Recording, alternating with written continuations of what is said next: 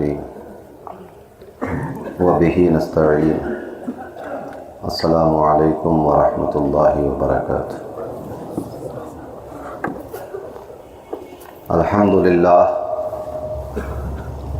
لله القادر المقتدر القدير والصلاة والسلام على السيد البشير النذير وعلى آله وأصحابه ووارث حاله الأمين المكين محي الدين برحمتك يا أرحم الراحمين وبعد أعوذ بالله من الشيطان الرجيم بسم الله الرحمن الرحيم ألا إن أولياء الله لا خوف عليهم ولا هم يحزنون الذين آمنوا وكانوا يتقون صدق الله العظيم وبلغنا رسوله النبي الأمين الكريم الرؤوف الرحيم ونحن على ذلك لمن الشاهدين والشاكرين والحمد لله رب العالمين قال الله تبارك وتعالى مخبرا وآمرا تكريما لحق نبيه وتعظيما إن الله وملائكته يصلون على النبي يا أيها الذين آمنوا صلوا عليه وسلموا تسليما اللهم صل وسلم وزد وبارك عليه وعلى آله وصحبه ووارث حاله وعلى من لديه صلاة وسلاما عليك يا رسول الله صلی اللہ تعالی علیہ وسلم۔ چلے جب حضور سوئے فلک بلغ العلا بکمالہ، کوئی دیکھے رخ کی چمک دمک کشفت دجا بجمالہ، وہ ہیں بے مثال دنی چشک حسنت جمیع خصالہ، انہیں دیکھ لیں تو پڑھیں ملک صلو علیہ وآلہ اللہم صلی وسلم وزد وبارک علیہ وعلی آلہ وصحبہ ووارث حالہ وعلی من لدیہ صلاۃ وسلام علیک یا رسول اللہ صلی اللہ تعالی علیہ وسلم۔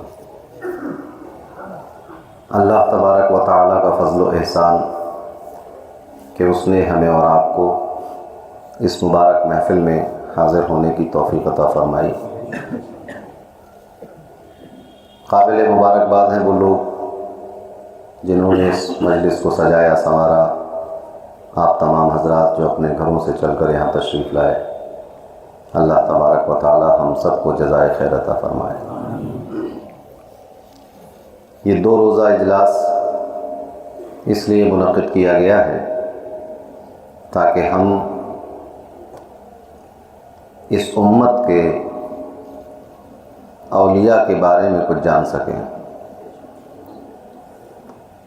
اپنے اسلاف سے آشنائی حاصل کر سکیں، ان کے احوال، ان کے مقامات، ان کے مرتبے کے بارے میں کچھ جانیں، ان کی زندگی سے سبق حاصل کریں، ان کی تعلیمات اور ارشادات کے مطابق اپنی زندگی گزاریں، اور جو آج کل ہمارے اعتقاد اور ہمارے عقیدے پر اور ہماری فکر پر اور ہمارے مسلک پر جو حملے ہو رہے ہیں یا شکوک و شبہات میں مبتلا کیا جا رہا ہے، اس سے ہمارا ذہن محفوظ رہے۔ طرح طرح کے لوگ ہیں، ہر طرح کی بات ہوتی ہے۔ کچھ لوگ اولیاء کے تعلق سے مکمل انکاری ہیں کہ ایسا کچھ ہوتا ہی نہیں۔ کچھ لوگ ولی تو مانتے ہیں لیکن اس کے ساتھ ان کی اپنی تشریحات ہیں کہ ولی کتنا ہو سکتا ہے، کون ہو سکتا ہے اور کیا کر سکتا ہے اور کیا نہیں کر سکتا، اور ان باتوں کے انکاری ہیں جو باتیں ان کی عقل اور سمجھ میں نہیں آتی۔ یہاں تک کہ کچھ لوگوں نے ان صوفیاء اور اولیاء کی تکفیر بھی کر دی، کہا کہ یہ تو کافر ہو گئے، مسلمان ہی نہیں، جیسے شیخ اکبر حضرت شیخ محی الدین ابن عربی کے ساتھ لوگوں نے کیا۔ جب باتیں سمجھ میں نہ آتی ہوں تو آدمی اس کا انکار کر دیتا ہے۔ ولایت کو تو تسلیم کر رہے ہیں، لیکن ولی کی وہ صفات جو مشاہدے کے ذریعے اور روایتوں کے ذریعے، جو بات سمجھ میں مشاہدے کے ذریعے آ رہی ہے، روایتوں کے ذریعے آ رہی ہے، علماء محدثین بیان کر رہے ہیں، ان سے انکاری ہیں اور اس پر جرح کرتے ہیں،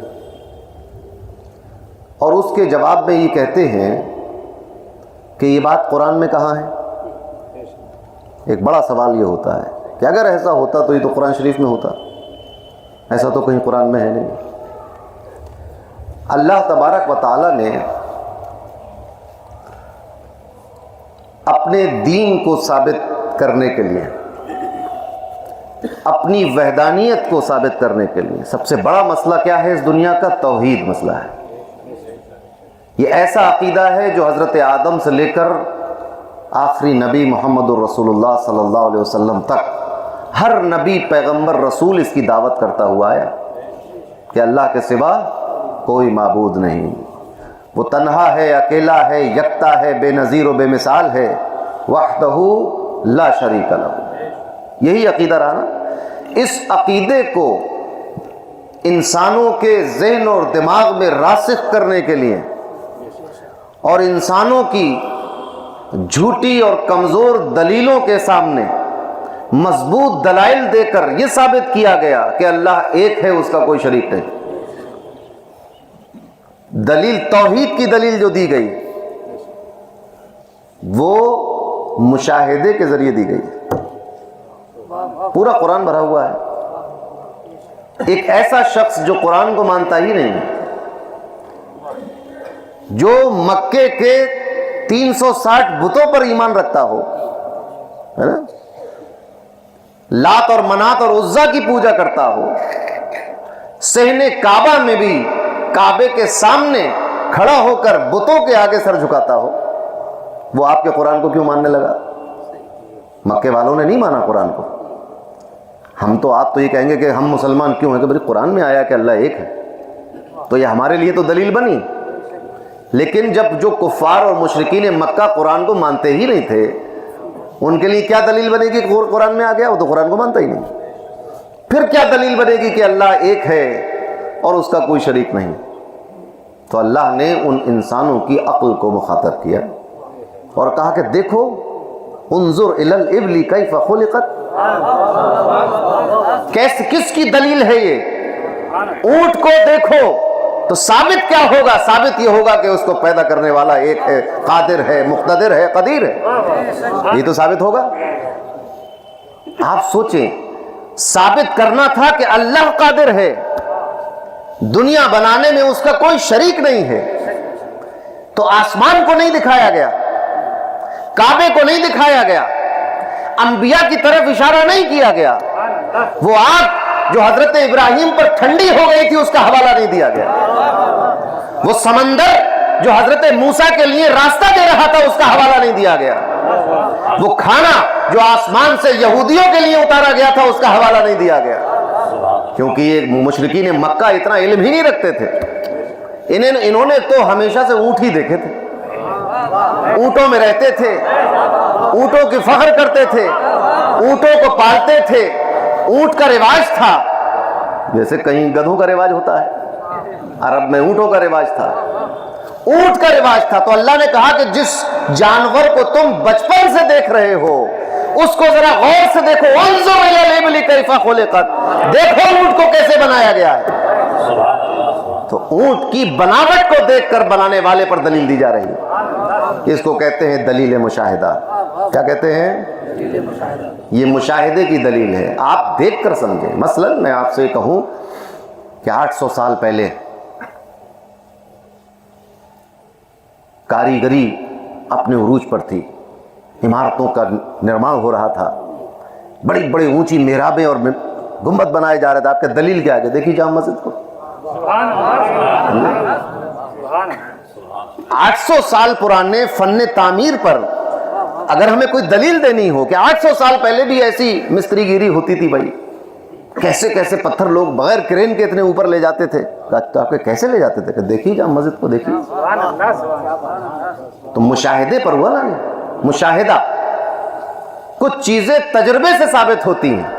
مثلا اب ایک چیز میں لا کے یہاں رکھوں کھانے سے متعلق اور کہوں کہ یہ میٹھی ہے، اب دکھائیے قرآن میں کہاں لکھا ہے کہ یہ میٹھی ہے کہیں؟ حدیث میں؟ کسی سائنس کی کتاب میں؟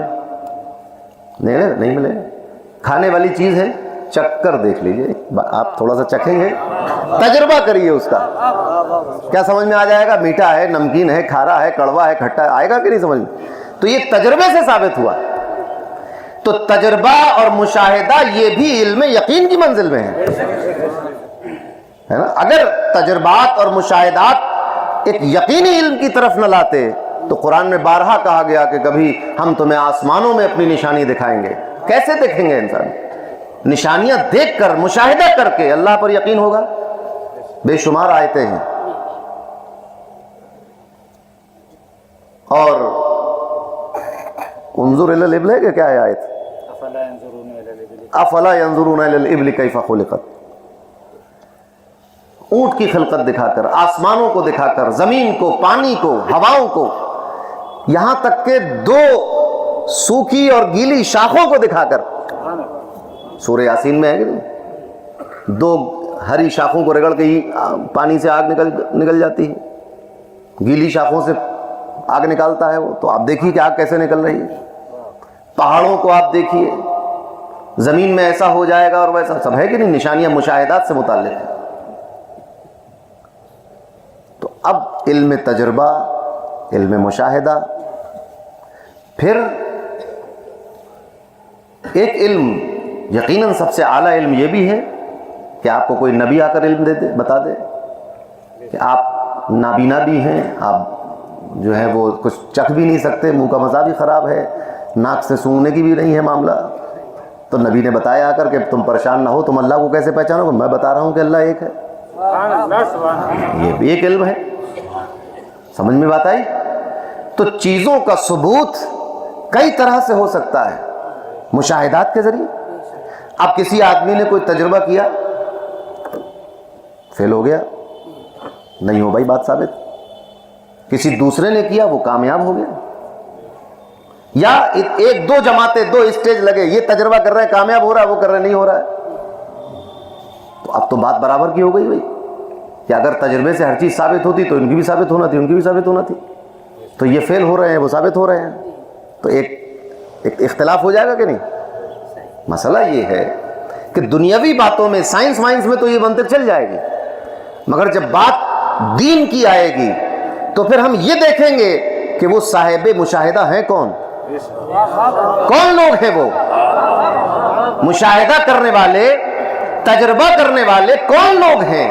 تو اگر ان مشاہدین میں اولیاء، صوفیاء، صالحین، محدثین، مفسرین، متکلمین، صحابہ، تابعین کی جماعت اگر ہے اور ان کے مشاہدے سے کوئی چیز ثابت ہو رہی ہے تو پھر وہ حق مانی جائے گی، اور اگر کوئی فاسق ہے، فاجر ہے، جاہل ہے، گمراہ ہے، نہ قرآن جانتا، نہ حدیث جانتا، نہ رسول کا ادب دل میں ہے، نہ اولیاء سے قربت ہے، وہ اپنے مشاہدے سے کچھ بتا دے تو نہیں مانا جائے گا۔ یہ دین کا معاملہ ہے۔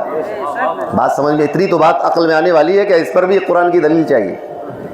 دلیل بھی ہے قرآن کی، قرآن کہتا ہے جب فاسق کوئی خبر لے کے آئے تو ایسی نہ مان لینا، اس کی تحقیق کرو۔ حدیث فرما رہی ہے کہ کسی آدمی کے جھوٹا ہونے کے لیے اتنا ہی کافی ہے کہ سنی سنائی خبر کو آگے بڑھا دے بغیر اس کی تحقیق کیے ہوئے۔ سمجھ میں بات آئی؟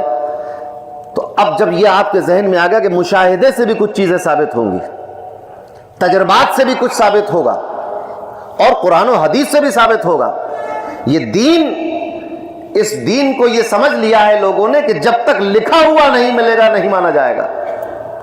تھوڑے سے اختلاف کے ساتھ یہی مانگ تو یہودی کیا کرتے تھے کہ جب تک ہمارے معیار پر نہ اتر جائے بات ہم نہیں مانیں گے دین کو۔ انہوں نے حضرت موسیٰ سے کہا کہ ہم اللہ کو جب تک دیکھ نہیں لیں گے مانیں گے نہیں۔ یہ ساری باتیں تھیں۔ تو اگر اللہ نے عقل دی ہے تو ہر چیز کو آپ دیکھ لیں۔ ہاں ہمارے تجربات اور مشاہدات قرآن کی صریح نص سے خلاف جا رہے ہیں تو وہ مشاہدات بھی غلط ہیں، تجربات بھی غلط ہیں۔ احادیث کی صریح نصوص سے ٹکرا رہے ہوں اگر وہ نظریات و افکار، بالکل غلط ہے۔ لیکن جب قرآن اور حدیث سے کوئی تضاد بھی نہیں ہے، اور پھر یہ ان لوگوں کے مشاہدات ہیں جن کے دلوں میں قرآن ہے، دلوں میں حدیث ہے، جن کی نظروں میں رسول اللہ کا چہرہ انور رہتا ہے، جن کی مجلسیں اقطاب اور اوتاد اور ابدال کے ساتھ ہوتی ہیں، جن کا زندگی بھر کا سرمایہ علم دین رہا ہے، ان کے مشاہدات جب ہوں گے تو پھر امت کو ماننا ہوں گے۔ مثلا بہت بڑے امام ہیں مصر کے، کل بھی میں نے ان کا ذکر کیا تھا، 970 یا 973 ہجری میں ان کا وصال ہوا، آج کے نہیں ہیں، پرانے ہیں۔ حضرت امام شعرانی، عبد الوہاب شعرانی رحمۃ اللہ تعالی علیہ، ان کی کتابیں آج امت کے لیے سرمایہ ہیں۔ تو یہ قاہرہ میں ہے، میں ان کے مزار پر اور درگاہ پر حاضر ہو چکا ہوں، بلکہ میں جب قاہرہ پہلی بار پہنچا ابھی 2014 میں، تو میں ایئرپورٹ سے سیدھا ان کی درگاہ پہ گیا، وہاں پھر میں نے نماز ادا کی اور اس کے بعد پھر اپنے گھر گیا۔ تو ان کا طریقہ کیا تھا، کتنے بڑے امام ہیں، بڑی بڑی کتابیں ہیں ان کی جو آج امت کے لیے مشعل راہ بنی ہوئی ہیں، بڑے بڑے علماء و محدثین ان کے نقش قدم پر چل رہے ہیں۔ امام عبد الوہاب شعرانی، امام عبد الوہاب شعرانی کا مسئلہ یہ تھا کہ وہ ایک عرس میں پابندی کے ساتھ جایا کرتے تھے۔ بہت بڑے بزرگ ہیں، سید احمد البدوی، ان کے عرس میں جایا کرتے تھے، قاہرہ سے کچھ دوری پر دوسرے شہر میں ان کا مزار۔ تو طریقہ یہ تھا کہ پہلے ہی دن چلے جاتے تھے عرس میں، پھر 3-4 دن رہتے تھے، جب تک عرس چلا رہے پھر واپس آئے۔ تو عرس سے کچھ پہلے چلے جاتے تھے، قل سے کچھ پہلے چلے جاتے تھے۔ ایک سال ایسا ہوا کہ کچھ تصنیف و تالیف کا کام چل رہا تھا، کچھ مصروف تھے، تو عرس میں نہیں پہنچ پائے پہلے دن۔ 1 دن گزر گیا، 2 دن گزر گیا، 3 دن گزر گئے، آخری دن پہنچے کہ قل میں شریک ہو جائیں گے۔ وہاں قل کو کہتے ہیں لیلہ کبیرہ، آخری رات، بڑی رات۔ وہاں جب پہنچے تو ایک درویش ملا ان کو وہاں جو درگاہ پہ رہتا تھا۔ اس نے کہا کہ تم آج آئے ہو، پچھلے کئی دن سے، اس مزار کی طرف اشارہ کر کے کہا کہ پچھلے کئی دن سے یہ اپنے مزار پر پڑے ہوئے غلاف کو ہٹاتا ہے اور پوچھ رہا ہے کہ عبد الوہاب شعرانی آیا کہ نہیں آیا۔ یہ مشاہدہ ہے اولیاء کا کہ صاحب مزار اپنے غلاف کو ہٹا کر، پتہ یہ چلا کہ وہ غلاف بھی بدعت نہیں تھا، اور مزار سے، اپنے مزار سے باہر نکل کے آ جانا بھی کوئی محال بات نہیں ہے۔ غلاف کا پردہ ہٹا کر صاحب مزار پوچھ رہا ہے کہ عبد الوہاب شعرانی آیا کہ نہیں آیا۔ اس نے کہا کہ 3 دن سے تمہیں پوچھ رہے ہیں، تم آ گئے ہو۔ یہ مشاہدات،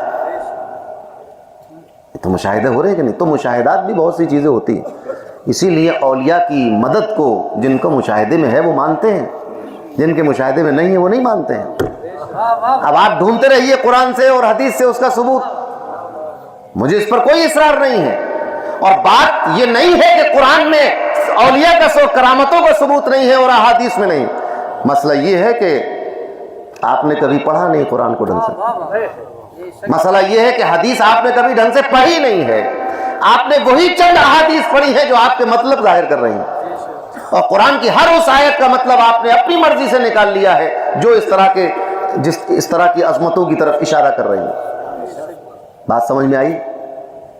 تو اس دھوکے میں نہ رہیے گا کہ اہل سنت والجماعت کے سارے معمولات جو ہے مشاہدات پر ہی اور تجربات پر ہیں۔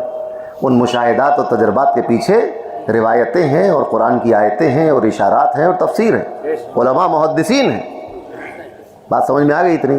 اب سنیے، اللہ تبارک و تعالیٰ سورہ یونس میں ارشاد فرماتا ہے، آیت نمبر 62 اور 63 سورہ یونس، الا ان اولیاء اللہ لا خوف علیہم ولا هم يحزنون۔ کیا مطلب ہوا؟ خبردار، ہوشیار، غور سے سنو اس بات کو، یہ کہہ رہا اللہ، الا، غور سے سنیے اس بات کو، اس میں کوئی شک نہیں ہے، اس بات کو جان لو اور دل میں بٹھا لو اور اس بات پر یقین کر لو کہ بے شک اللہ کے ولیوں کو، ابھی میں ولی کا ترجمہ نہیں کر رہا ہوں، بعد میں کروں گا، الا ان اولیاء اللہ، اللہ کے ولیوں کو، لا خوف علیہم، اللہ کے ولی کا معاملہ کیا ہے؟ لا خوف علیہم، ان پر کوئی خوف طاری نہیں ہوتا، ان کو کوئی خوف نہیں ہوگا، کسی چیز کا خوف نہیں ہوگا، ولا هم يحزنون، اور ان کو کوئی ملال نہیں ہوگا۔ یہ ہے ولیوں کا معاملہ، ان کو آپ ڈرا نہیں سکتے، اور وہ کبھی افسوس اور ملال میں، رنج میں نہیں آتے۔ یہ سیدھا ترجمہ ہے قرآن کا، مطلب عرض کر رہا ہوں۔ الا ان اولیاء اللہ لا خوف علیہم ولا هم یحزنون، تو اللہ کے ولیوں پر نہ کوئی خوف ہوگا، یعنی اللہ کے ولی کسی سے ڈریں گے نہیں، کسی بھی چیز سے، اور نہ ان کو غمگین ہوں گے، نہ حزن و ملال ہوگا۔ اب آگے ان کی صفت بیان کی جا رہی ہے، الذین آمنوا، وہ جو ایمان لائے، وَكَانُوا يَتَّقُونَ، کون لوگ ہوں گے یہ؟ وہ جو ایمان لائے اور ڈرتے رہے۔ کس سے ڈرتے رہے؟ اللہ سے ڈرتے رہے۔ ابھی تو آیا کہ خوف نہیں ہوگا کوئی، اور بعد میں آ گیا یتقون، تو خوف اور تقوی میں فرق ہے۔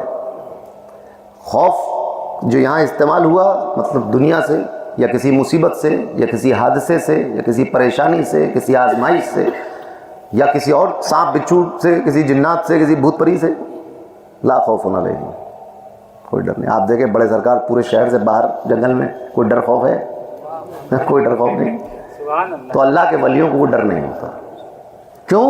کیونکہ وہ اللہ سے ڈرتے ہیں، اللہ کا تقوی ان کے دلوں میں ہوتا ہے، وہ ایمان لانے والے ہیں۔ الذین آمنوا، ایمان لانے والے جو ایمان لے آئے اور اللہ سے ڈرتے رہے، اور ڈرتے رہے، یتقون یعنی اللہ سے ڈرتے رہے۔ اب اس میں لفظ آیا ہے وہ اولیاء، اللہ کے ولیوں کو کوئی ڈر نہیں ہوتا، یہ آیا اس آیت میں۔ تو اولیاء جو ہے وہ جمع ہے ولی کی، ایسی کہتے ہیں ولی الاولیاء، تمام ولیوں کا ولی۔ تو اولیاء یعنی بہت سے ولی، اور ولی یعنی ایک ولی۔ بات سمجھ میں آئی؟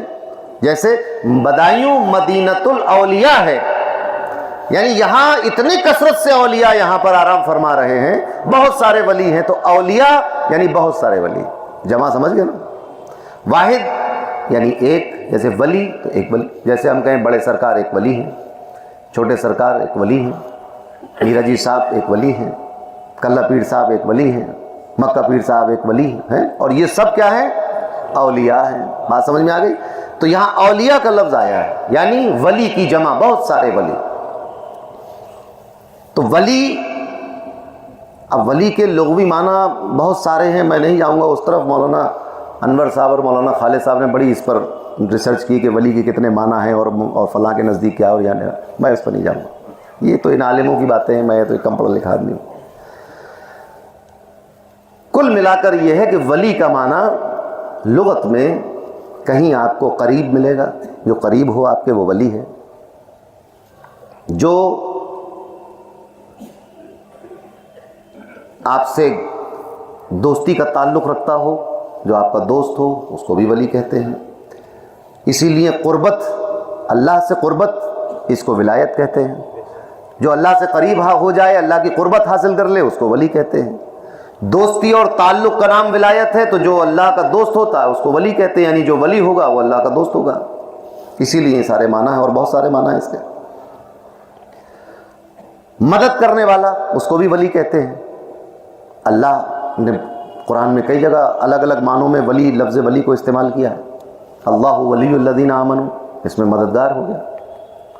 کہیں اللہ نے ساتھی اور قریب اور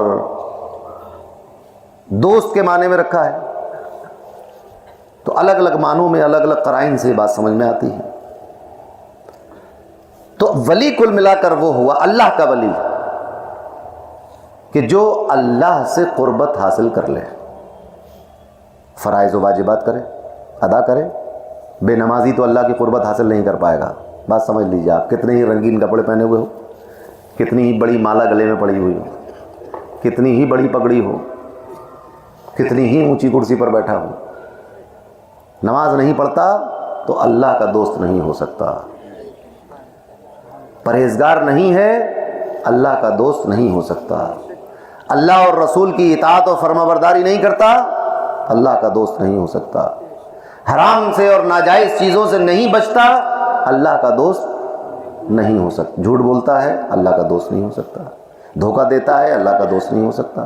تو اللہ کا دوست اور قریب اور ولایت ولی ہونے کے لیے ایمان اور تقوی یہ بنیادی چیزیں ہیں۔ اس لیے اس لیے بے ایمانوں میں کوئی ولی نہیں ہے، جن کے عقیدے گڑبڑ ہیں ولی نہیں ہے اس میں، کیونکہ ایمان کی شرط ہے۔ ایسے ہی جو بے عمل ہے وہ بھی اللہ کے ولی نہیں۔ دونوں چیزیں جب ہوں گی، ایمان صحیح ہوگا اور تقویٰ ہوگا۔ تقویٰ اس وقت حاصل ہوتا ہے جب ہم اللہ کی فرما برداری، اس کی عبادت، اس کے دین کی نصرت، اس سے تعلق، اس کی مخلوق کے ساتھ اچھا رویہ جب یہ رکھتے ہیں، جو ایک اچھی باتیں ہیں، جب وہ اسلامی زندگی کی جو باتیں ہیں وہ جب تک اختیار نہیں کریں گے ولی نہیں ہوگا۔ تو اب اللہ کا قرب حاصل کر لیتا ہے، اس کو ولی کہتے ہیں۔ قرب حاصل اسی وقت ہوگا ایمان صحیح ہو، تقویٰ ہو، یعنی جو اعمال کا حکم آ گیا ہے، جو فرائض و واجبات ہیں ان میں کوتاہی نہ۔ اس کے ساتھ ساتھ ہر وقت اللہ سے لو لگی رہتی ہو، امید صرف اللہ پر ہو، بھروسہ صرف اللہ پر کیا جائے، ہر کام صرف اللہ کی خاطر کیا جائے۔ اب اس کی بہت تفصیل ہے کہ نرم مزاج ہو، زمین پر بہت نخوت سے نہ چلتا ہو۔ وعباد الرحمانی قرآن میں آیا یمشون علی الارض ہونا، یہ بھی ایک اللہ کے نیک بندوں کی پہچان ہے۔ عباد الرحمن کون ہیں؟ الذین یمشون علی الارض ہونا۔ کون لوگ ہیں وہ لوگ ہیں اللہ کے نیک بندے کہ جو زمین پر بہت آہستہ سے، یعنی بغیر گھمنڈ اور نخوت کے چلتے ہیں۔ وَإِذَا خَاطَبَهُمُ الْجَاهِلُونَ قَالُوا سَلَامًا، اور جب جاہل ان کے سر ہو جائے، بحث پہ آمادہ ہو جائے، تو وہ جاہل سے منہ زبان نہیں لڑاتے، اپنے کہتے ہیں السلام علیکم، خدا حافظ۔ سمجھے؟ جاہلوں سے کبھی جھگڑتے ہوئے آپ کسی ولی کو نہیں دیکھیں گے، زبان نہیں لڑاتا کسی سے ولی، جاہلوں سے۔ وَإِذَا خَاطَبَهُمُ الْجَاهِلُونَ قَالُوا سَلَامًا وَعِبَادُ الرَّحْمَنِ الَّذِينَ يَمْشُونَ عَلَى الْأَرْضِ هَوْنًا وَإِذَا خَاطَبَهُمُ الْجَاهِلُونَ قَالُوا سَلَامًا۔ تو اللہ کا ولی نیک ہوتا ہے، پرہیزگار ہوتا ہے، علم والا ہوتا ہے، شریعت کا پابند ہوتا ہے، اور ہر وہ چیز جو اللہ نے اور اس کے رسول نے کرنے کا حکم دیا ہے وہ کرتا ہے، اور جن چیزوں سے رکنے کا حکم دیا اس سے رک جاتا ہے۔ یہ بنیادی ایک کرائٹیریا ہے ولایت کا، بنیادی چیز یہی ہے۔ اب یہ اس میں سے اگر کوئی بھی چیز کم ہے تو پھر ولی نہیں ہو سکتا، آدمی اللہ کا دوست نہیں ہو سکتا۔ تو ہر وقت اطاعت میں مشغول رہے، اس کا دل اللہ کے نور جلال کی معرفت میں مستغرق ہو، ہر وقت اللہ کی فکر رہتی ہو کہ اللہ مل جائے کسی طرح، اللہ کا عرفان حاصل ہو جائے، اللہ کو پہچان لو، اللہ کو جان لو۔ ہر چیز میں وہ جلوہ معبود کا دیکھتا ہے، یعنی جب کسی مخلوق کو دیکھے گا تو شان کبریائی نظر آتی ہے، جب کسی بنی ہوئی چیز کو دیکھے گا تو بنانے والے کی یاد آتی ہے، جب کسی طاقتور چیز کو دیکھے گا تو پھر اس کے خالق کی یاد آتی ہے۔ وہ دنیا کو اس نظر سے نہیں دیکھتا کہ دنیا بہت خوبصورت ہے، بلکہ دنیا کو اس نظر سے دیکھتا ہے کہ اس کا بنانے والا بہت جمیل و خوبصورت ہے۔ وہ دنیا کے حسن میں بنانے والے کے حسن کی تصور میں کھو جاتا ہے، اللہ کی مخلوق کے غم میں غمگین ہو جاتا ہے، اس کو ہر وقت اللہ کے دین کی سربلندی کی فکر رہتی ہے، اللہ کے بندوں کی خدمت کا خیال رہتا ہے۔ اس لیے آپ یہ دیکھیں گے کہ کوئی ولی ایسا نہیں ہوگا جو اللہ کی مخلوق کے ساتھ بدسلوکی کرتا۔ آج لوگوں کے یہاں پر عام طور سے میں سنتا بھی ہوں، میرے پاس بھی لوگ آتے ہیں کہ صاحب ہمارے گھر میں ایک چراغ تھا، بڑے پیر صاحب کا چراغ نہیں جلا رہے ہیں، گھر بن گیا ہمارا تو اب فلاں بیمار ہو گئے۔ میں نے کہا بھائی اولیاء اور ولی اتنے ظالم نہیں ہوتے کہ آپ فاتحہ نہ کرائیں ان کی تو آپ کے گھر بیماری ہو جائے اور اب موت ہو جائے فلاں ہو جائے، سمجھے؟ یہ سب یہ گمراہی کی باتیں ہیں۔ اللہ کے ولی اتنے عوام، اللہ نے اپنے ولیوں کو اپنی مخلوق کی آسانی کے لیے بنایا کہ مخلوق کے لیے آسانی پیدا کریں، نہ کہ مخلوق کے ساتھ لڑائی لڑ لیں فوراً۔ ایسا نہیں، بات سمجھ میں آئی؟ ابھی 11ویں کا مہینہ چل رہا ہے، آپ فاتحہ نہیں کرائیں گے تو بیمار نہیں پڑ جائیں گے۔ یہ عقیدہ بالکل غلط ہے، اہل سنت والجماعت کا اس سے کوئی لینا دینا۔ ہاں ولیوں کی توہین اگر کرو گے تو پھر گڑبڑ ہو سکتی ہے۔ بخاری کی صحیح حدیث ہے، من عادالی ولیًا فآذنتہ بالحرب، جس نے میرے ولی سے بغض رکھا، میرے ولی کو تکلیف پہنچائی، میرے ولی کے ساتھ، میرے دوست کے ساتھ غصے سے پیش آیا، اس پر غضب کیا، فآذنتہ بالحرب، تو میں اس شخص کے خلاف اعلان جنگ کرتا ہوں۔ یہ اللہ فرما رہا ہے، بخاری کی حدیث ہے، حدیث قدسی ہے، حضرت ابو ہریرہ اس کے راوی اول ہے۔ تو اگر اولیاء کے ساتھ گستاخی، عداوت، دشمنی رکھی گئی تو پھر اللہ کی طرف سے اعلان جنگ ہے۔ تو بہت ممکن ہے کہ کوئی بیمار پڑ جائے، کسی کو کینسر ہو جائے، کسی کو کرونا ہو جائے، کسی کو ٹی بی ہو جائے، کسی کے گردے فیل ہو جائیں، بہت سب ممکن ہے۔ جب اللہ سے دشمنی ہے تو پھر جنگ اسی حساب سے ہوگی، ہے نا؟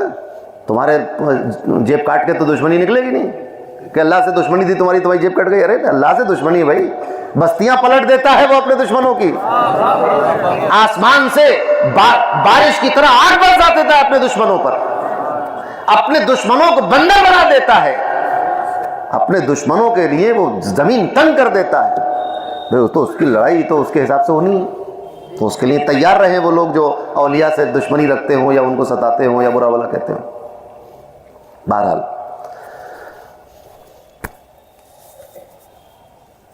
تو ہر وقت اللہ کے ساتھ اس کی معرفت میں، اس کو جاننے کے لیے، اس کی قربت میں، اس کو راضی کرنے کے لیے ہر وقت کوشاں جو رہے وہ ولی ہوتا ہے۔ جب بولے تو اللہ کی حمد و ثنا کے ساتھ کلام کرے،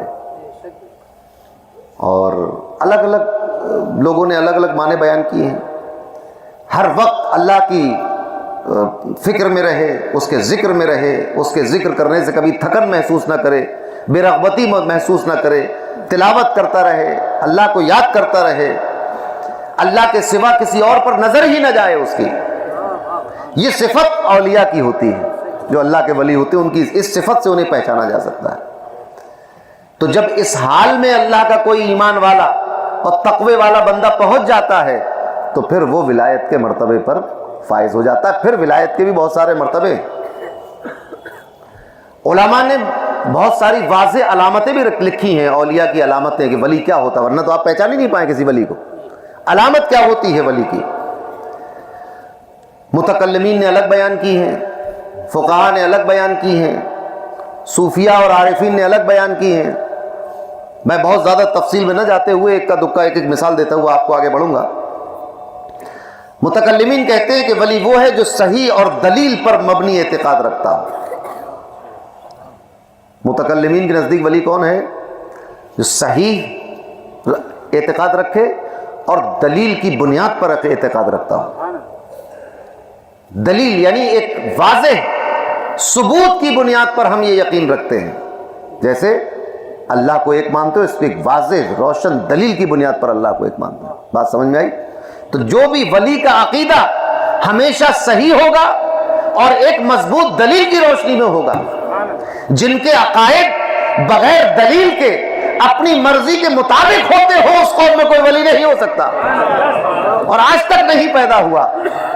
محدث ہو سکتے ہیں، مفسر ہو سکتے ہیں، فقیہ ہو سکتے ہو، مجاہد ہو سکتے ہو، کچھ بھی ہو سکتے ہو، شیخ الہند ہو سکتے ہو، امام المسلمین ہو سکتے ہو، شیخ الاسلام ہو سکتے ہو، ولی نہیں ہو سکتے۔ تو ولی وہ ہوگا جو صحیح اور دلیل کی بنیاد پر صحیح عقیدہ رکھنے والا ہو۔ عقیدے صحیح ہونا بہت ضروری ہے۔ متکلمین چونکہ عقائد پہ ہی ان کا کام ہے، تو انہوں نے اپنے حساب سے تعریف کی اور بات بالکل صحیح ہے، اور کہا کہ اور شریعت کے مطابق نیک اعمال کرتا رہتا ہو، شریعت کے مطابق نیک اعمال، تو پھر وہ ولی ہوتا ہے۔ صوفیاء عارفین نے فرمایا کہ ولایت قرب الہی اور ہمیشہ اللہ کے ساتھ مشغول رہنے کا نام ہے۔ ہر وقت اللہ کی یاد میں، اللہ کے ذکر میں لگے رہنے کا نام ولایت ہے۔ تو جب بندہ اس مقام پر پہنچتا ہے پھر اس کو کسی چیز کا خوف نہیں رہتا، اور نہ کسی چیز کے کھو جانے کا، چھن جانے کا، چر جانے کا، ٹوٹ جانے کا غم بھی نہیں ہوتا اس کو۔ حضور غوث اعظم رضی اللہ تعالیٰ عنہ مجلس میں جلوہ افروز تھے، کسی نے آ کر خبر دی، کان میں کچھ کہا تو آپ نے سے گردن جھکائی، اور جب وہ گردن اٹھائی تو آپ نے فرمایا الحمدللہ۔ پھر کچھ دیر کے بعد ایک خبر دینے والا خبر دینے کے لیے آیا، پھر آپ نے اپنی گردن جھکائی، پھر کچھ دیر کے بعد سر اٹھایا اور کہا الحمدللہ۔ لوگوں نے دریافت کیا کہ حضور یہ کیا معاملہ تھا؟ فرمایا کہ پہلی بار جب خبر آئی تھی تو یہ خبر آئی کہ آپ کا تجارت کا سامان ڈوب گیا، تو میں نے اپنے دل کو دیکھا کہ کیا یاد الہی سے غافل تو نہیں ہو گیا یہ بری خبر سن کے، تو میں نے اپنے دل کو اللہ کی بارگاہ میں پایا، تو میں نے کہا الحمدللہ۔ دوسری بار جب خبر آئی تو خبر دینے والے نے کہا کہ آپ کا سامان صحیح سلامت ہے، ڈوبا نہیں ہے، پہلی خبر غلط تھی۔ پھر میں نے اپنے دل کی طرف توجہ کی، دیکھا کہ خوشی کی خبر سن کر اللہ کی بارگاہ سے غافل تو نہیں ہو گیا۔ پھر میں نے اپنے دل کو اللہ کی بارگاہ میں پایا تو کہا الحمدللہ۔ تو ولی وہ ہوتا ہے جو ہر وقت اللہ کی یاد میں، اللہ کے ذکر میں مشغول رہتا ہو۔ وہ اپنے گھر میں ہو تو اللہ کی یاد میں رہے، مجمع میں ہو تو اللہ کی یاد میں رہے، تنہائی میں ہو تو اللہ کی یاد میں رہے۔ مطلب یہ ہے پہچانا ایسے جائے گا کہ سب کے سامنے ہو تب بھی گناہوں سے محفوظ ہے، اکیلے میں ہو تب بھی گناہوں سے محفوظ ہے، مجمع میں ہو، اپنوں میں ہو کہ غیر میں ہو تب بھی گناہوں سے محفوظ ہے، اپنے رازداروں میں ہو تب بھی گناہوں سے محفوظ رہتا ہو، اپنے دشمنوں میں ہو تب بھی گناہوں سے محفوظ رہتا ہو۔ یعنی وہ دکھاوا اور ڈھونگ اور ریاکاری نہ کرتا، ہر وقت اللہ کی یاد میں مشغول رہتا ہو۔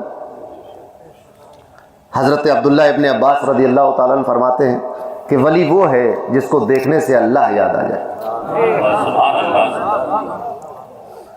حضرت عبداللہ ابن عباس رضی اللہ تعالیٰ عنہ معلوم ہے کون ہے، کسی مولوی کا نام نہیں ہے۔ اول تو یہ کہ صحابی ہیں، اور ایسے صحابی ہیں کہ جن کے لیے حضور نے دعا کی ہے، ان کو ترجمان القرآن کہا جاتا ہے۔ یعنی جس آیت کی تشریح اور تفسیر حضرت عبداللہ ابن عباس فرما دیں تو سب سے محکم اور مستحکم مانی جاتی ہے۔ اللہ کے رسول نے ان کے لیے دعا کی کہ اللہ ان کو قرآن کا علم عطا فرما، قرآن کی تعویل سکھا دے، ان کو قرآن کی تفسیر انہیں سکھا دے۔ یہ اللہ کے رسول نے دعا کی ان کے لیے۔ خود بھی صحابی ہیں، والد بھی صحابی ہیں، اور یہ ان کے والد کون ہیں؟ حضرت عباس حضور کے سگے چچا ہیں، حضور کے سگے چچا۔ تو اب حضور کے سگے چچا ہیں، صحابی رسول ہیں، ان کے صاحبزادے بڑے فقیہ، صحابہ میں بہت بڑے فقیہ ہیں یہ حضرت عبداللہ ابن عباس۔ عبادلہ ثلاثہ اور عبادلہ اربعہ میں یہ عبداللہ ابن عباس آتے ہیں، ایک جلیل القدر صحابی۔ کیا فرماتے ہیں کہ جس کو دیکھنے سے اللہ یاد آ جائے۔ اب آپ مجھے بتائیے اس میں کون سی ایسی خرابی ہے؟ جب اونٹ دیکھنے سے اللہ یاد آ سکتا ہے، آسمان و زمین اور پہاڑ اور ندی اور نالے اور مچھر اور مکھی دیکھنے سے خدا یاد آ جاتا ہے، تو ایک اللہ کے ایک انسان کو، بندے کو دیکھنے سے اللہ کیوں نہیں یاد آئے؟ کیا مطلب ہوا اس کا؟ مطلب یہ ہے کہ اس بندے کو جب دیکھا جائے اور اس کی زندگی کو دیکھا جائے، اس کی شکل اور شباہت کو دیکھا جائے، اس کے کردار کو دیکھا جائے تو اللہ کی یاد آنی چاہیے۔ ایسے ہوتے ہیں اللہ کے بندے، نیک اور پرہیزگار، تو جس کو دیکھنے سے اللہ یاد آ جائے۔ یہ حضرت عبداللہ ابن عباس بتا رہے ہیں ولی کی علامت۔ اور بہت سارے لوگوں نے ولی کی الگ الگ علامتیں بیان کی ہیں، اور بدایوں شہر میں ولی کی بہت زیادہ علامتیں بتانے کی بھی ضرورت نہیں ہے، ہر بچہ جانتا ہے ولی کسے کہتے ہیں، تو اولیاء کا شہر ہے، ہر گلی میں ایک نہ ایک ولی موجود ہے۔ تو یہاں کے لوگ تو الحمدللہ جانتے ہیں کہ ولی کسے کہتے ہیں۔ اور یہ جو معنی ہے، یہ معنی جو ہے وہ مختلف تفسیر کی کتابوں میں اسی آیت کے ضمن میں درج ہیں۔ بہرحال اب ولی میں بھی بہت سارے مرتبے ہوتے ہیں، ولیوں کی بھی بہت ساری اقسام ہوتی ہیں، اور یہ اقسام بھی کوئی من گھڑت نہیں ہے۔ یہ ایسا نہیں ہے کہ 14ویں 15ویں صدی 13ویں صدی کے کسی مولوی مولانا نے بنا لی ہوں، باقاعدہ اس کی سند موجود ہے۔ حضرت ابو درداء سے روایت ہے، مسند احمد میں موجود ہے روایت ہے، مگر ہمیں وہ حدیثیں دکھائی نہیں دیتی۔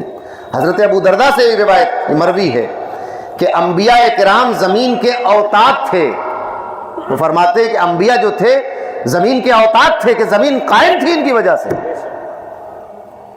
جب نبوت کا سلسلہ ختم ہوا، آخری نبی آ گیا، اب تو کوئی نبی نہیں آئے گا، تو نبوت کا سلسلہ جب ختم ہوا تو اللہ تعالیٰ نے امت محمدی صلی اللہ علیہ وسلم میں ایک قوم کو ان کا نائب بنا دیا، ایک قوم کو، ایک جماعت کو، کچھ افراد کو انبیاء کا نائب بنا دیا۔ کون کہہ رہا؟ حضرت ابو دردہ کی روایت۔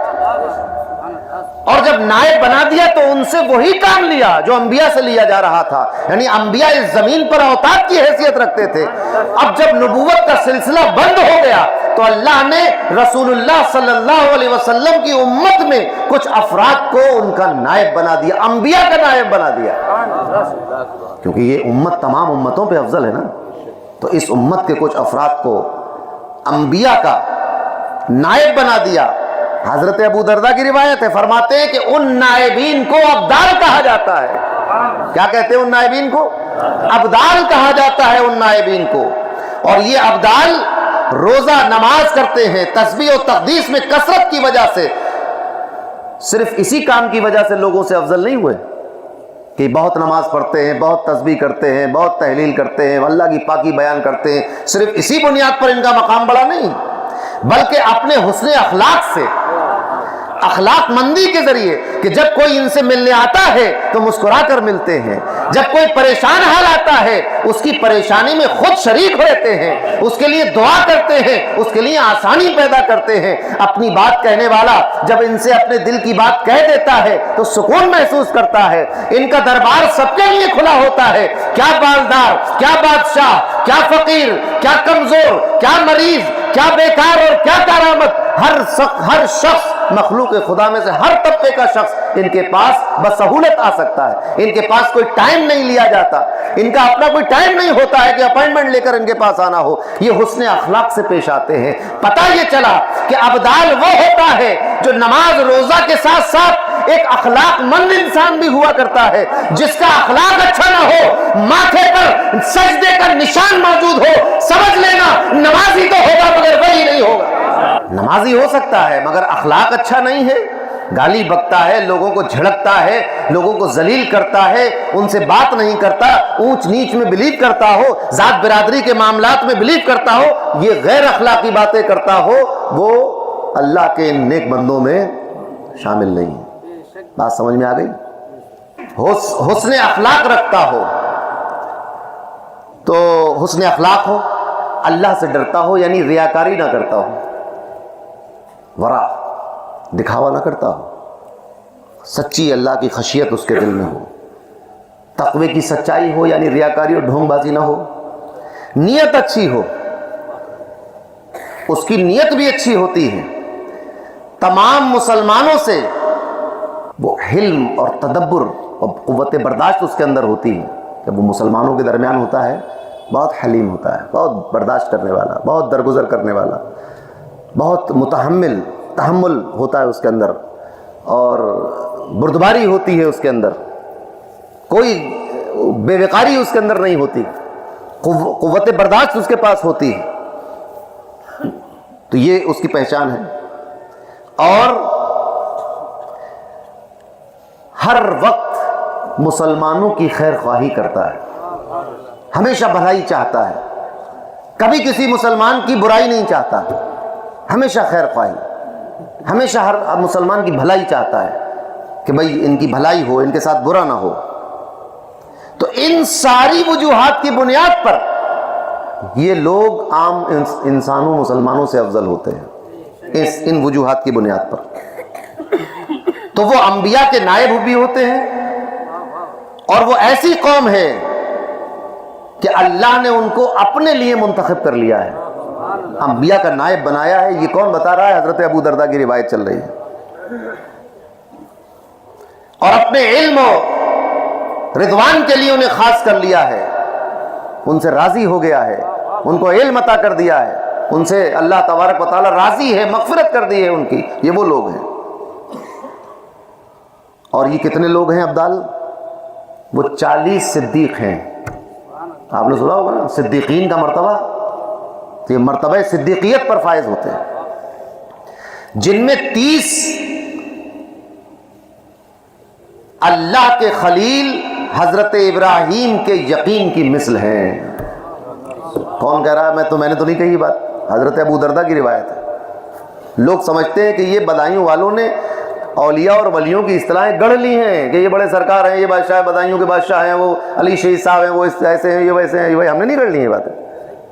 ہم تو یہ بات جانتے بھی نہیں ہیں جو صحابہ اور تابعی بیان کر رہے ہیں، جو حضرت احمد نے اپنی مسند میں ذکر کی ہیں، جو ابو داؤد شریف میں آئی ہیں، جو بخاری اور مسلم میں جو نشانیاں اور باتیں آگے، ہم تو اس کو جانتے بھی نہیں ہیں اولیاء کے تعلق سے.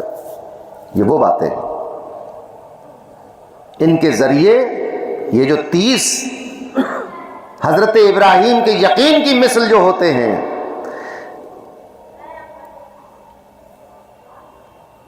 ان کے ذریعے سے اللہ ان 30 بندوں کے ذریعے سے، اب بہت غور سے سننا، ان 30 بندوں کے ذریعے سے اللہ زمین سے بلائیں دور کرتا ہے، لوگوں کو مصیبتوں سے دور کرتا ہے. بلائیں دور ہوتی ان کی برکت سے، زمین پر رہنے والوں کے لیے مصیبتیں دور کر دی جاتی ہیں، بلائیں دور کر دی جاتی ہیں. ان کے ذریعے سے بارش ہوتی ہے، رزق دیا جاتا ہے. ان میں سے کوئی اس وقت تک فوت اور مرتا نہیں ہے جب تک اللہ اس کی جانشین کوئی دوسرا نہ بنا دے، اس کی جگہ دوسرے کو نہ قائم کر دے. اس وقت تک ان میں سے کوئی دنیا سے جاتا نہیں. ابو درداء کی روایت فرماتے ہیں ان کی برکت سے زمین پر بارش ہوتی ہے، ان کی برکت سے اللہ رزق دیتا ہے، ان کے ذریعے رزق پہنچایا جاتا ہے. اور یہ بندے کسی پر لعنت نہیں کرتے، کسی کے لیے بد دعا نہیں کرتے، کسی کو برا بھلا نہیں کہتے. اور اپنے نشانیاں سنتے چلو. یہ نشانیاں غور سے رکھنا اپنے ذہن میں. آخر میں ایک سوال کروں گا میں آپ سے. یہ جو اولیاء کی نشانیاں آ رہی ہیں نا الگ الگ اقسام میں، اس کو اپنے ذہن میں محفوظ رکھنا. لعنت نہیں کرتا، بد دعا نہیں کرتا، اپنے ماتحتوں کو اذیت نہیں دیتا. جو اس کے تحت کام کرتے ہیں، اس کی خانقاہ میں یا اس کے گھر میں یا اس کی درگاہ میں جو خدمت گزار ہیں، کبھی ان کو اذیت نہیں پہنچاتا.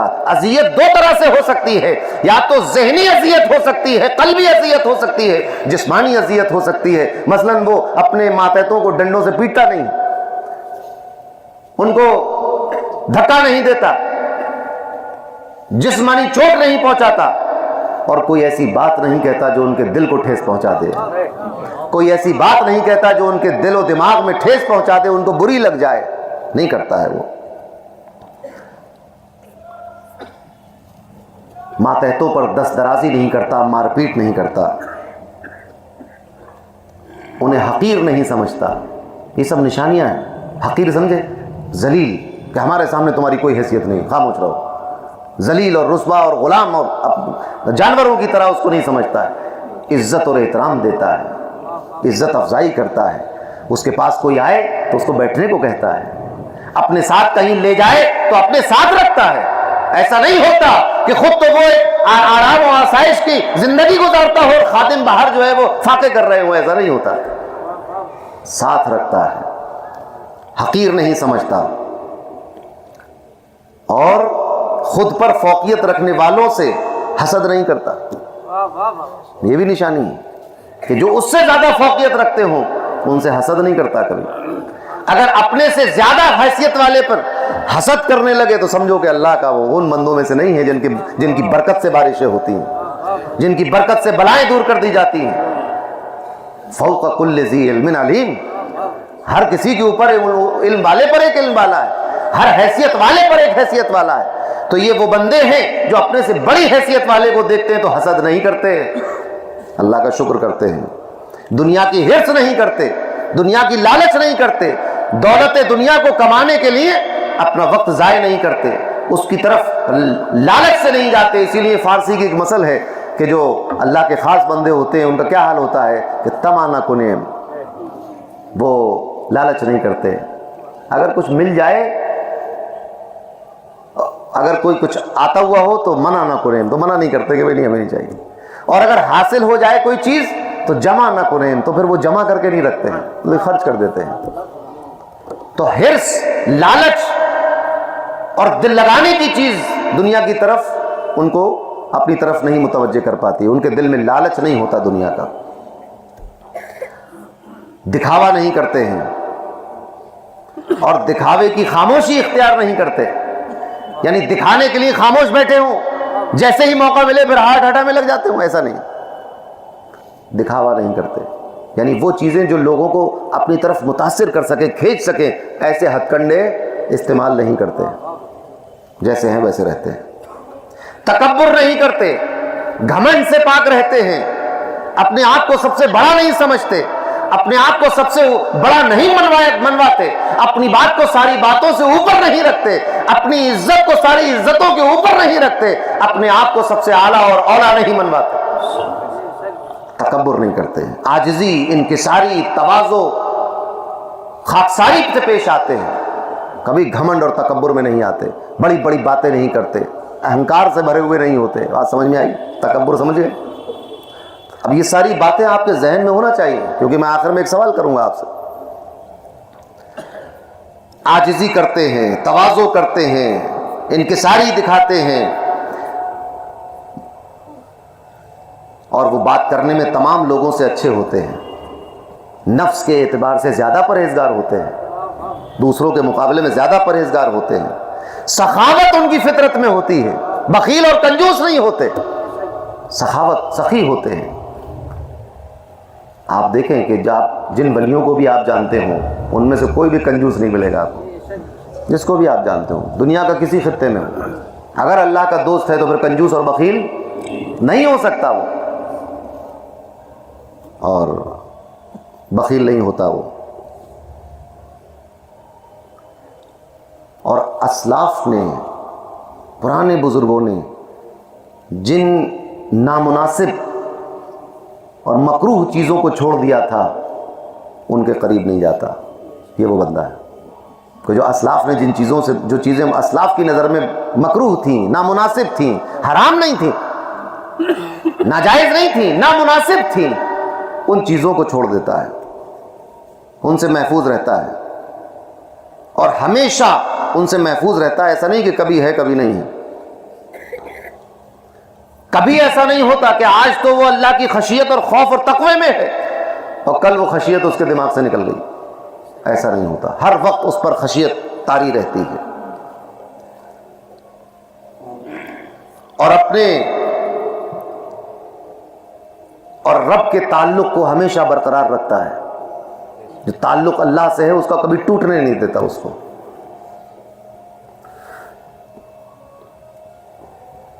اور ایک مقام وہ آتا ہے کہ جب اللہ اور بندے کا جب تعلق بن جاتا ہے تو وہ تعلق ایسا ہوتا ہے کہ دوسروں کو وہاں تک رسائی نہیں ہوتی, وہاں تک کوئی دوسرا پہنچ نہیں پاتا اس تعلق تک. کون بیان کر رہا ہے؟ حضرت ابو دردہ بیان کر رہے ہیں.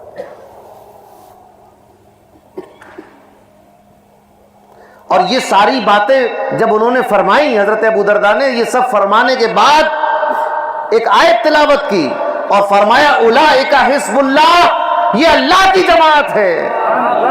الا ان حزب اللہ هم المفلحون, خبردار ہو جاؤ کہ اللہ کی جماعت ہی کامیاب جماعت ہے. جماعتوں کا بڑا دور ہے, ہوشیار رہیے. تو یہ لوگ اللہ کی جماعت ہیں, اللہ کا گروہ ہے, اللہ کا حزب ہے, اللہ کے لوگ ہیں. یہ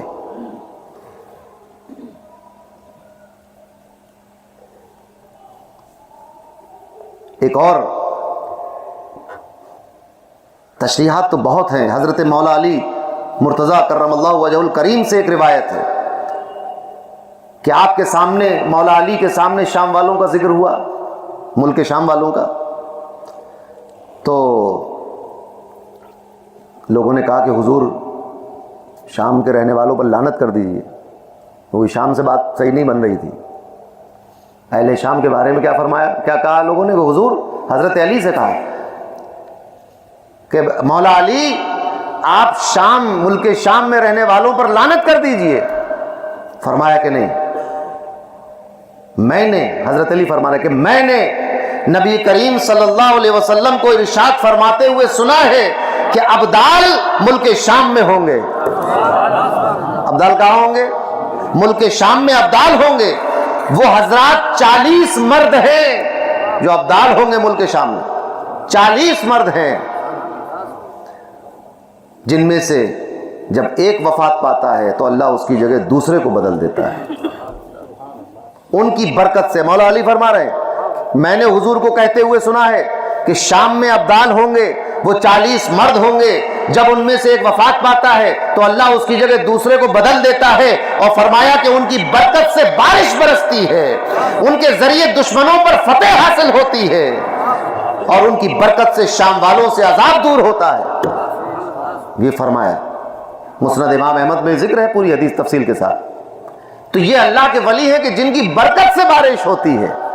بارش اللہ برساتا ہے مگر اپنے محبوب بندوں کی برکت سے فرما دیتا ہے بارش۔ اقسام تو بہت ہیں ولیوں کی، محدثین نے اس پر، لوگ سمجھتے ہیں کہ یہ جاہل جبٹ لوگوں کی باتیں ہیں، اولیاء کی تقسیم اور یہ سب لوگ تو بس ایسی ہندوستانی لوگوں کی باتیں، ہندوستانیوں کی بات نہیں ہے یہ۔ محدثین نے باقاعدہ کتابیں لکھ کر اقسام بیان کی ہے اولیاء کی، اور الگ الگ درجے بیان کیے ہیں۔ مفسرین، محدثین، ایک سے ایک عالم جو ہے وہ تفصیلی کلام کر رہا ہے۔ علامہ جلال الدین سیوطی نے بیان کیا کہ قطب، ابدال اور ان کے علاوہ قطب اور ابدال، یہ اصطلاح جو لکھی ہے قطب اور ابدال پر باقاعدہ کتاب لکھی ہے ایک امام سیوطی نے۔ علامہ نبہانی نے ایک کتاب لکھی ہے، اور اتنی مشہور کتاب ہے کہ اس سے زیادہ مشہور اس موضوع پر دوسری کتاب نہیں ہے، جامع کرامات الاولیاء، بہت ضخیم کتاب ہے۔ اس میں تفصیل سے اس بات پر روشنی ڈالی ہے، اور مشہور اقسام جو ولیوں کی ہے ان کو تفصیل سے بیان کیا ہے۔ فرماتے ہیں کہ اقطاب ایک ولی قطب ہوتا ہے، اقطاب یہ قطب کی جمع ہے۔ قطب اسے کہتے ہیں جو خود یا کسی کے نائب کے طور پر حال اور مقام دونوں کا جامع ہو، خود ہو یا کسی کی نیابت میں ہو، اس کو اقطاب میں شمار کیا جاتا ہے۔ ائمہ ایک ولی کی، ایک اللہ کے نیک بندے کا ایک مقام امام ہونا ہے، اور یہ وہ ہیں جو قطب کے انتقال کے بعد اس کے خلیفہ بنتے ہیں، اور وہ قطب کے لیے وزیر کی حیثیت رکھتے ہیں۔ ہر زمانے میں ان کی تعداد 2 ہوتی ہے، 2 یقیناً ہوتے ہیں۔ پھر اوتاد ہوتے ہیں، ہر زمانے میں ان کی تعداد 4 ہوتی ہے، اور یہ نہ اس سے کم ہوتے ہیں نہ اس سے زیادہ ہوتے ہیں۔ ان میں سے ایک کے ذریعے کون لکھ رہا ہے؟ یہ کون لکھ رہا ہے؟ یہ علامہ یوسف نبہانی لکھ رہے ہیں، بڑے امام اور محدث ہیں۔ فرماتے ہیں کہ 4 ہوتے ہیں، ان میں سے ایک کے ذریعے اللہ مشرق کی حفاظت کرتا ہے، دوسرے کے ذریعے مغرب کی حفاظت کرتا ہے، تیسرے کے ذریعے شمال کی حفاظت کرتا ہے، چوتھے کے ذریعے جنوب کی حفاظت فرماتا ہے، اور ان میں سے ہر ایک اپنے حصے میں، ہر ایک کے اپنے حصے میں ولایت ہوتی ہے۔ چوتھا ابدال، ان کی تعداد 7 ہوتی ہے، علامہ نبہانی بات فرما رہے ہیں، اس سے کم اور زیادہ نہیں ہوتے۔ اللہ تعالیٰ ان کے ذریعے 7 بر اعظم کی حفاظت فرماتا ہے۔ انہیں ابدال اس لیے کہتے ہیں کہ جب یہ کسی جگہ سے کوچ کرتے ہیں اور کسی مصلحت اور قربت کی وجہ سے اس جگہ پر اپنا ایک قائم مقام چھوڑتے ہیں، تو اس قائم مقام کو جو کہ اپنے بدل کے طور پر چھوڑتے ہیں، اس لیے ان کو ابدال کہا جاتا ہے۔ اور ان کے قائم مقام جنات بھی ہو سکتے ہیں، انسان بھی ہو سکتے ہیں۔ اسی میں ایک رجال الغیب ہوتے ہیں، رجال الغیب بھی انہی میں سے ایک قسم ہے۔ تو انسانی نگاہوں سے پوشیدہ رہتے ہیں۔ رجال الغیب جو ہے وہ انسان کی نگاہوں سے پوشیدہ رہتے ہیں۔ وہ مومن جنات بھی ہو سکتے ہیں، جو جنات ایمان لے آئے، تقوی اختیار کیا، وہ بھی ہو سکتے ہیں۔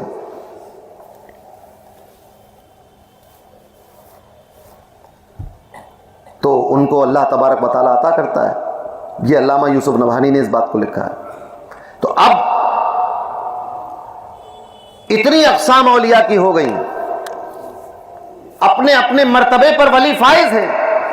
کچھ اولیاء وہ ہیں کہ جن کی برکت سے بارشیں ہوتی ہیں، کچھ اولیاء وہ ہیں کہ جن کی برکت سے بلائیں دور کر دی جاتی ہیں، کچھ اولیاء وہ ہیں جو مشرق، مغرب، جنوب اور شمال کی جن کی وجہ سے حفاظت کی جاتی ہے۔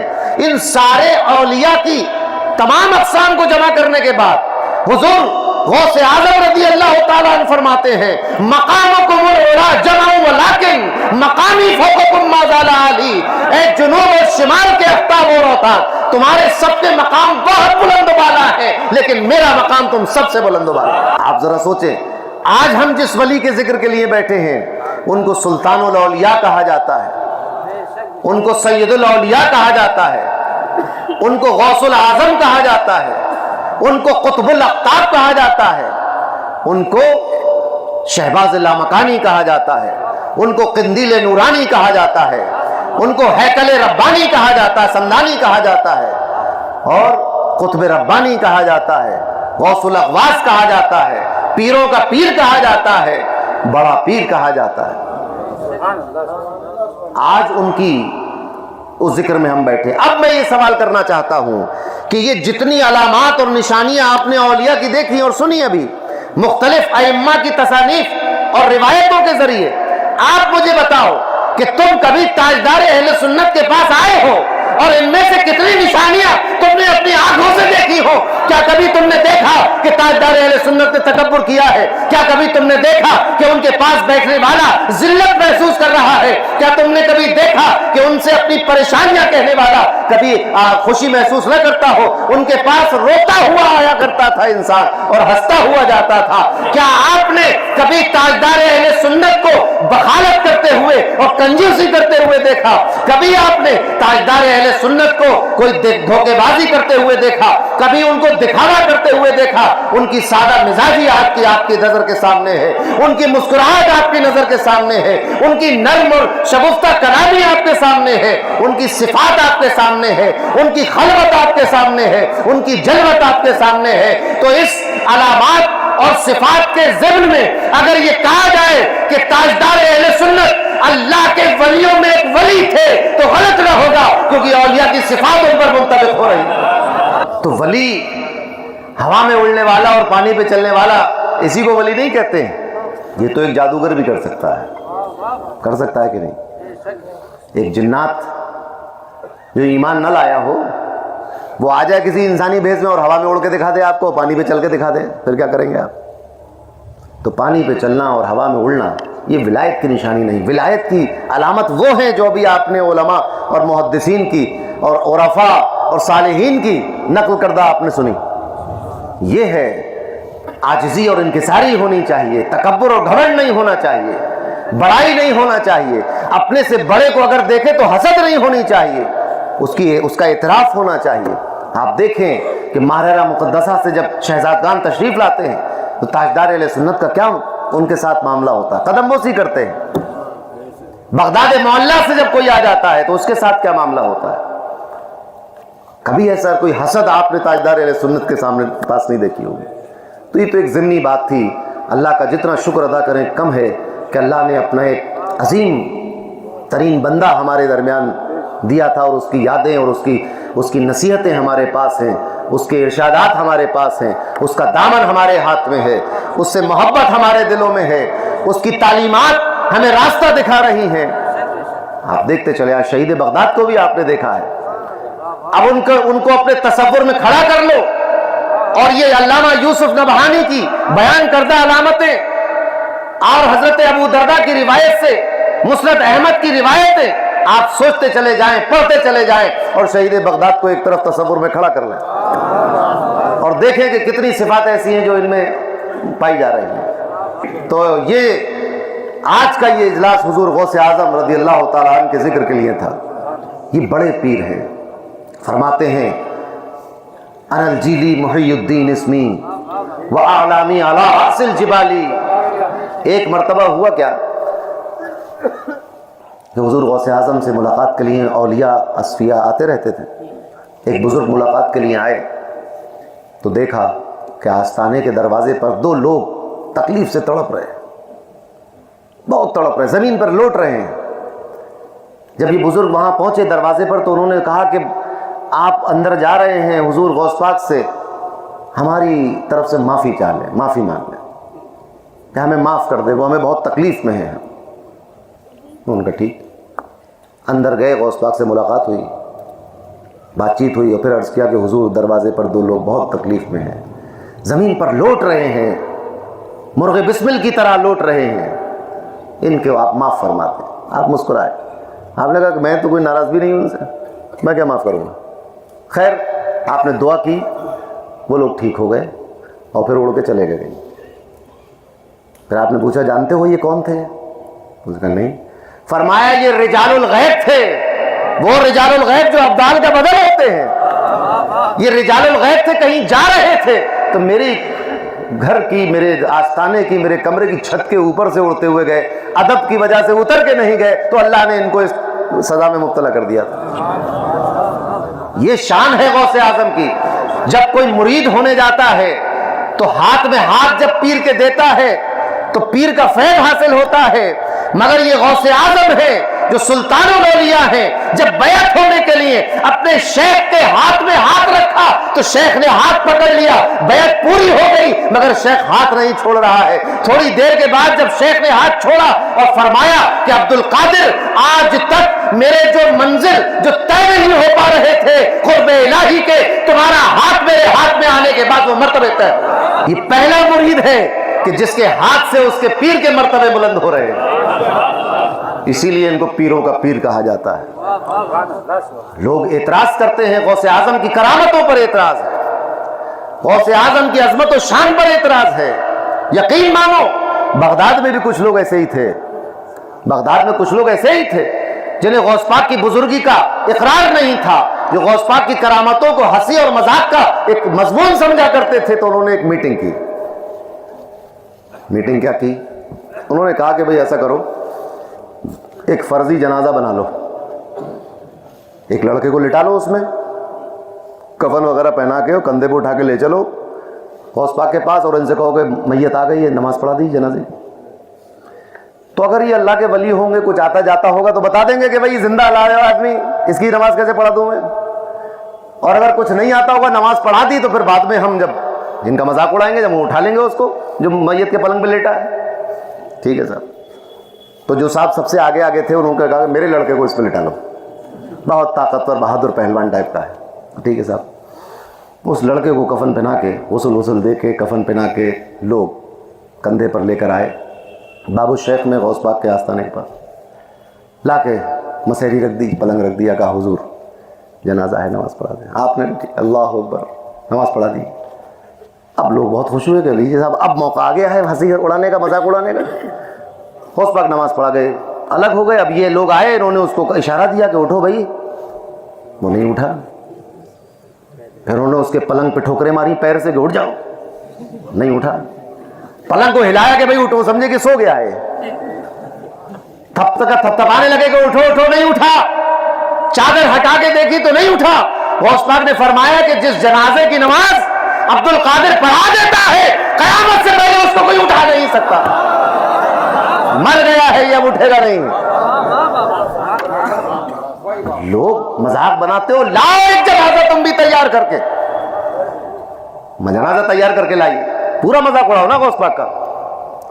اگر ہمت ہو، بڑی بات سے اللہ کی توبہ ہے، پناہ ہے، ہمت رکھتے ہو تو ایک جنازہ لے کر آؤ جگہ قادری کی طرف۔ اگر غوث اعظم کے اس کتے نے نماز پڑھا دی، قیامت سے پہلے اٹھے گا نہیں۔ مذاق اڑا دینا، انکار کر دینا بہت آسان ہے۔ سوچئے مکے کی سرزمین پر دین کا مذاق اڑانا کتنا آسان تھا، دین کو جھٹلا دینا کتنا آسان تھا۔ بلال سے پوچھو کہ دین کا اقرار کرنا کتنا مشکل ہوتا ہے، تو اقرار کرنا مشکل ہے، اس لیے ہمت اور حوصلے والے لوگوں کے حصے میں یہ دولت آئی ہے۔ انکار کرنا آسان ہے، لہذا جوہلا کے حصے میں یہ بات آئی ہے، کم ہمت کم حیثیت لوگوں کے حصے میں یہ بات آئی ہے۔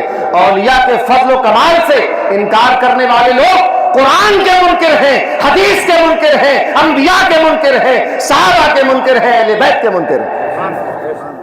اولیاء کوئی اپنے گھر سے، اپنی مرضی سے اور اپنی خواہش سے کوئی ولی نہیں بن جاتا ہے، اتنا سب کچھ کرنا پڑتا ہے۔ مگر چونکہ غوث اعظم، آپ نے سنا ابھی کہ جب ایک ابدال کہیں جاتا ہے تو اپنا نائب مقرر کر جاتا ہے، مگر غوث اعظم چونکہ قطب الاقطاب ہیں، سلطان الاولیاء ہیں، آپ کے گھر میں ایک مرتبہ ایک چور آ گیا، بہت مشہور کرامت ہے۔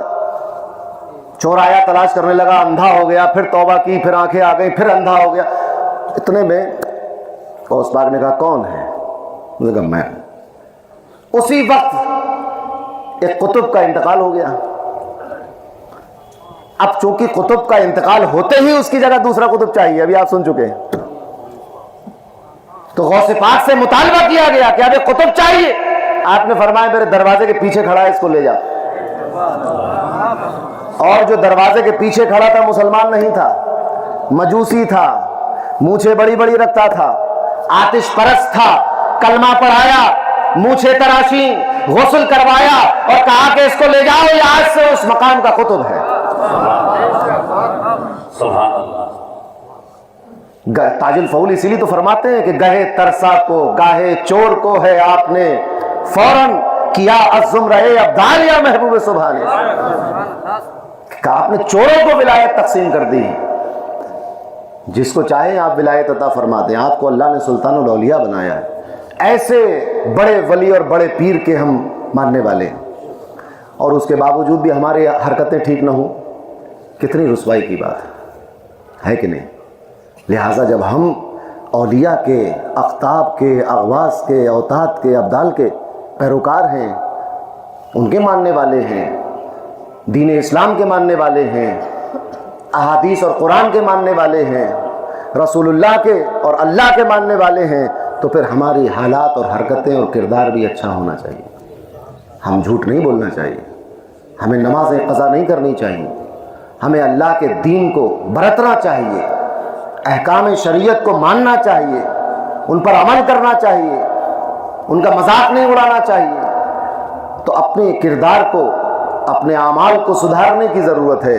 तो फिर हम ये कह सकेंगे कि हम भी कादरी हैं, हम गौसे आज़म के मानने वाले हैं, हम गरीब नवाज के मानने वाले हैं, हम चिश्ती हैं, कह सकते हैं। एक आदमी जो इमाम आज़म अबू हनीफा को मानता ही ना हो, कहे कि मैं हनफी हूँ, अरे भाई कैसे हो, तो उनकी तो बानी नहीं रहो तुम, उनके फतवे पे तुम फतवा नहीं देते, उनके इज्तिहाद पर और इस्तिंबात पर तुम्हें यकीन नहीं, पर काहे के हनफी हो तुम।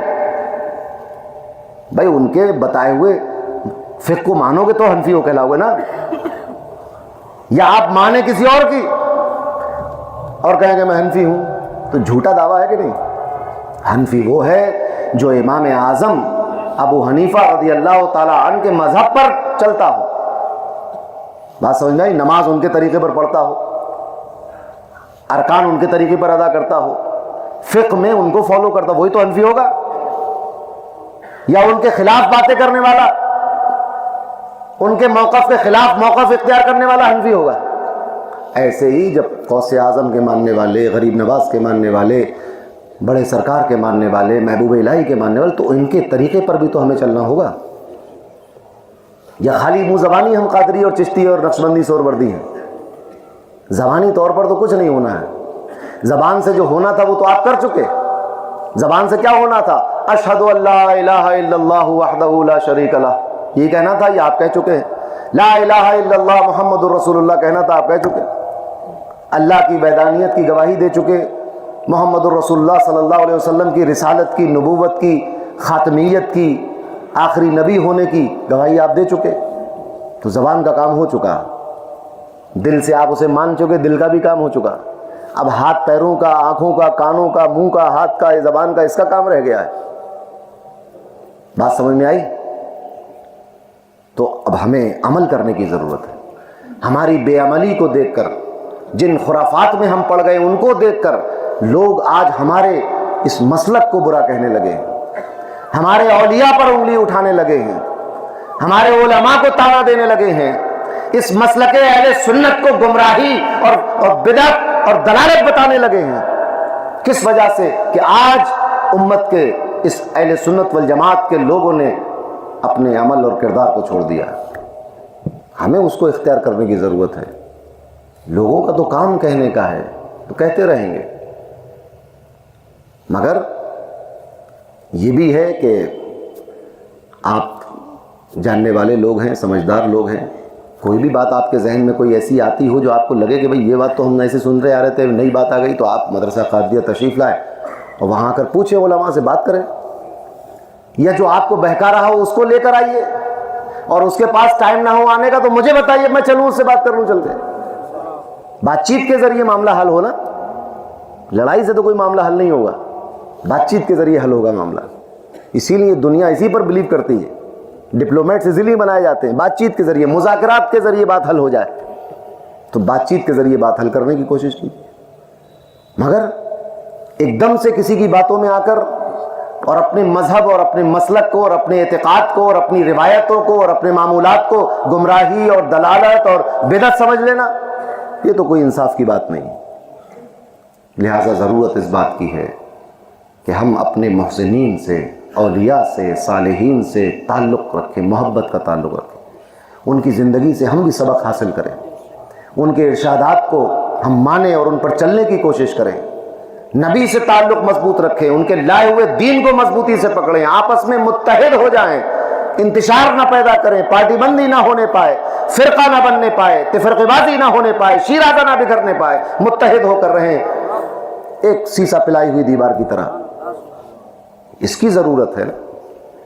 قرآن کو مضبوطی سے پکڑیں، سنتوں کو مضبوطی سے پکڑیں، احادیث کو مضبوطی سے رہیں، صحابہ کا احترام کریں، اہل بیت کا احترام کریں، ان سے فیض حاصل کریں، ان کے ارشادات اور تشریحات سے اپنی زندگی کو سنواریں سدھاریں، تو پھر ہم اللہ کے ان بندوں میں شامل ہوں گے کہ جن بندوں کو ہر محاذ پر جیت اور فتح حاصل ہوتی، کامیابی حاصل ہوتی۔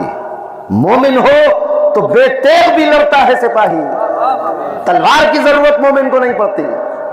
کیا بھول گئے بدر کے میدان میں جب حضرت عکاشہ کے ہاتھ سے تلوار گر گئی تو نبی کریم نے کھجور کی سوکھی ٹہنی آپ کے ہاتھ میں پکڑائی اور کہتے عکاشہ یہ کہتے ہیں کہ یہ کھجور کی ٹہنی اس جنگ کے میدان میں تلوار سے زیادہ کام کر رہی تھی، جس کافر کے لگ جاتی تھی 2 ٹکڑے ہو جاتا تھا۔ مومن ہو تو بے تیغ بھی لڑتا ہے، ہمیں ہتھیاروں کی ضرورت نہیں ہے، ہمیں کردار کی ضرورت ہے، دین کی ضرورت ہے، اللہ کی اور رسول کی ضرورت ہے، اولیاء اور علماء اور صالحین کی ضرورت ہے، اپنے کردار کو سدھارنے کی ضرورت ہے۔ انشاءاللہ جب اللہ ان اولیاء کی برکت سے بلائیں دور کر دیتا ہے، مصیبتیں دور کر دیتا ہے، تو ان اولیاء کی برکت سے ہمیں بھی سدھرنے کی توفیق دے سکتا ہے۔ تو دعا یہی کرنا چاہیے کہ مولا بری باتوں سے بچا لے، نیک کاموں کی توفیق عطا فرما۔